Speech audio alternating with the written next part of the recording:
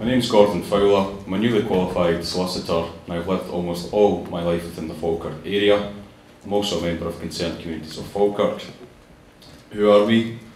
We're a non-profit grassroots organisation consisting primarily of residents within the Falkirk area, with a large number of us coming from the Inches and Kinnear Village, which is a growing housing development near Larbert.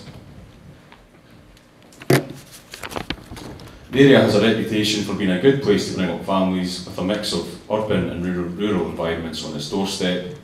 There is easy access to Glasgow, Edinburgh and Stirling, with Larbert lying in the heart of the country. In recent years, there has been a substantial investment in Falkirk with the creation of the Helix Eco Park and the Falkirk Wheel also being built there. The local council have a vision contained within their paper, My Futures in Falkirk, which aims to, in their own words, establish Falkirk as the place to be in the 21st century, a place transformed with a vibrant, powerful economy, creating a future in which all can play their part, transforming places to transform the sense of place, sustainability and quality of environment across the Falkirk area.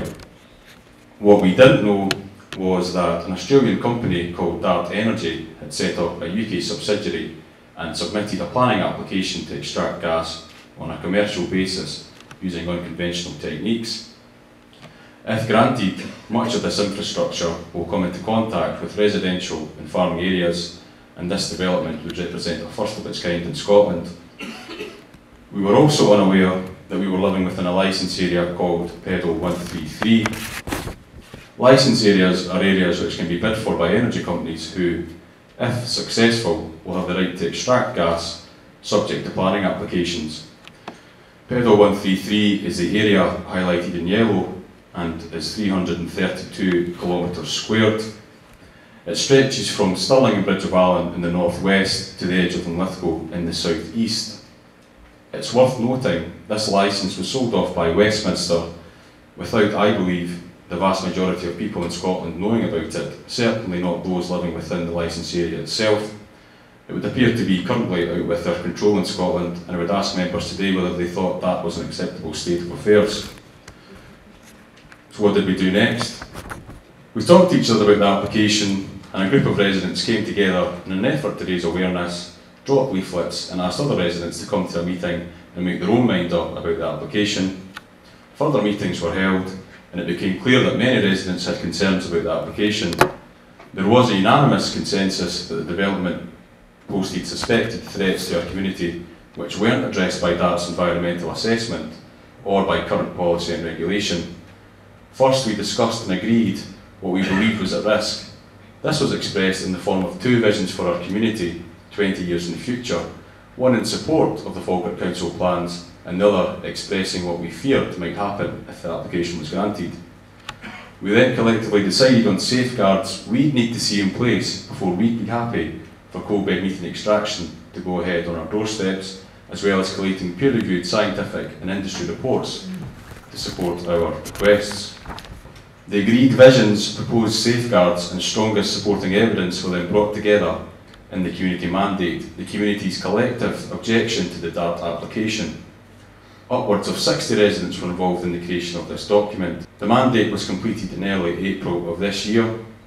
By the time the application closed at the beginning of July, it had been signed by 2,500 local residents, including over 70% of Kinnear Village and the Inches, and as you can see from this street map, almost 100% in some of the streets.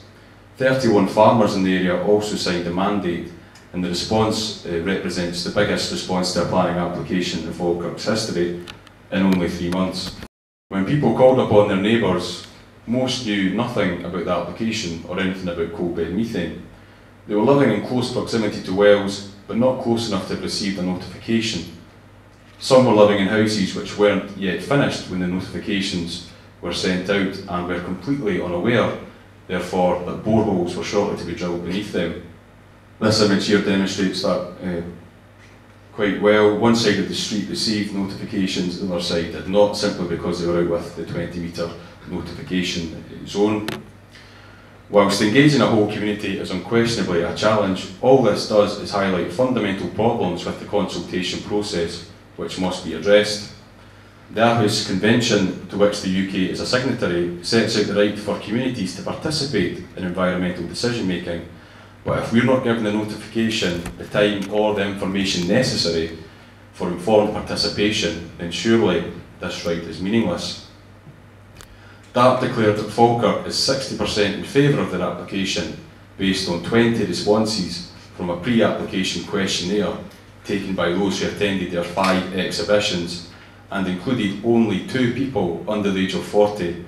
I would ask members here today if they think this level of consultation was appropriate and one that would be envisaged under the Aarhus Convention. We will return to this issue in our second presentation.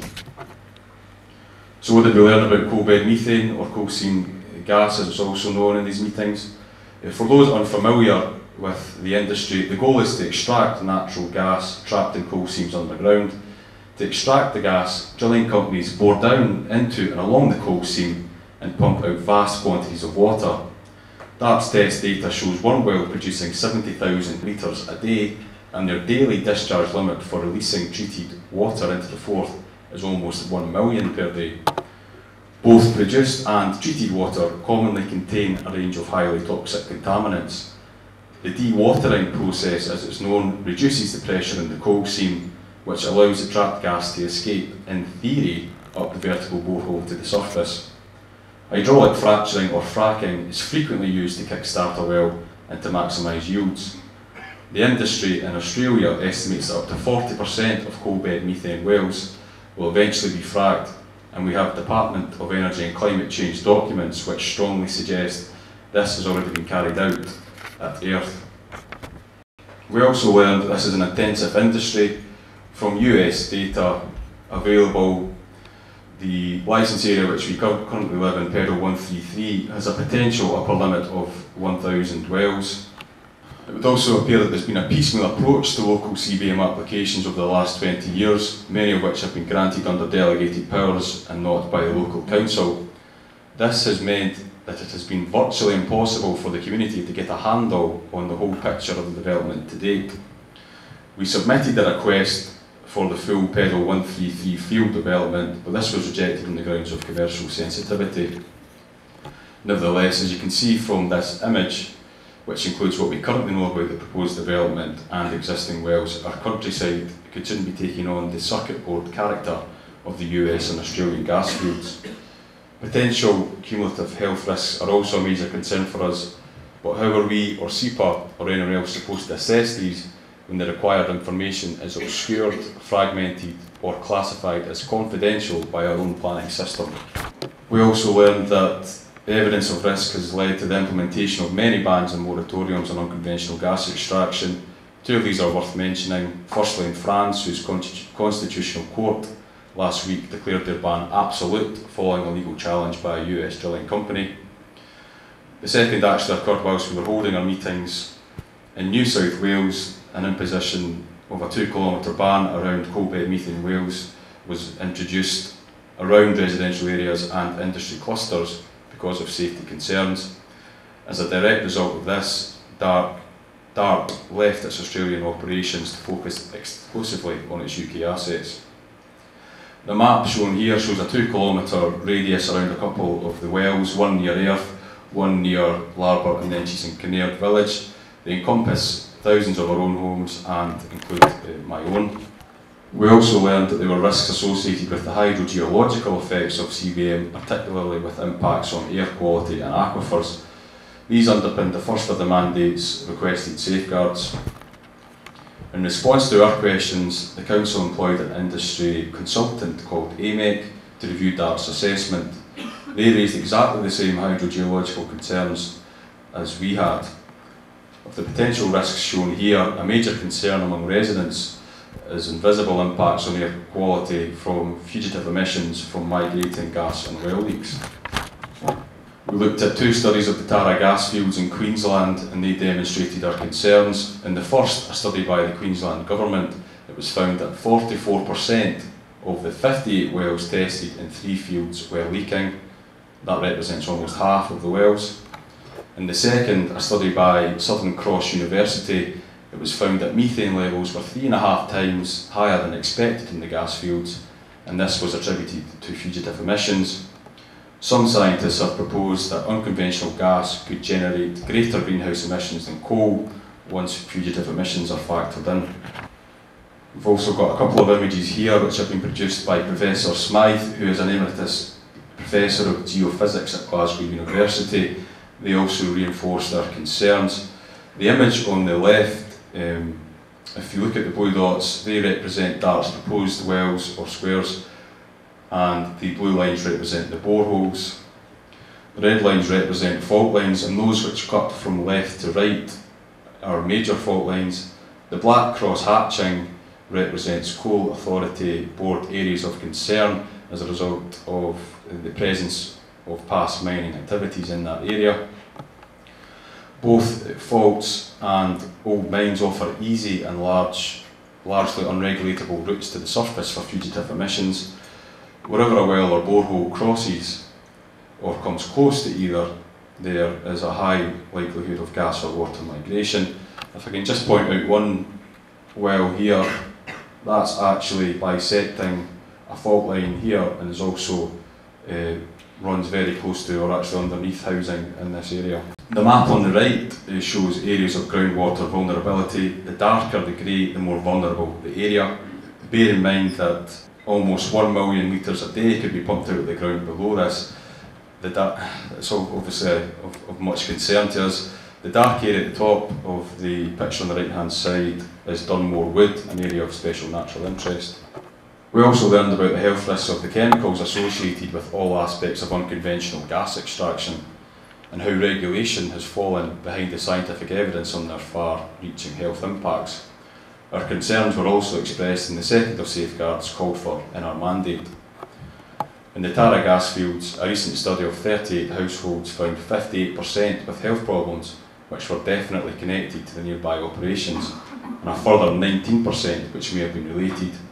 Symptoms included breathing difficulties, rashes, joint and muscle pains, nausea, vomiting and spontaneous nosebleeds. There are toxic chemicals associated with all of the operations here.